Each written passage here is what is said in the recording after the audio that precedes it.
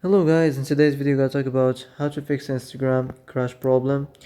So the answer is easy. So just go to the settings and scroll down to the apps, okay?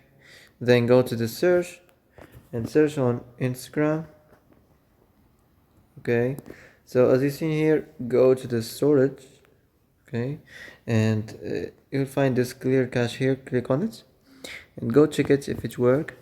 If it didn't work, you can maybe try to restart the phone, and if it didn't work again, you can try to clear data, but be careful.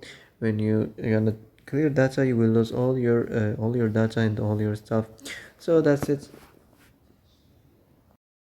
So that's it for today's video. I hope this is the answer you've been looking for.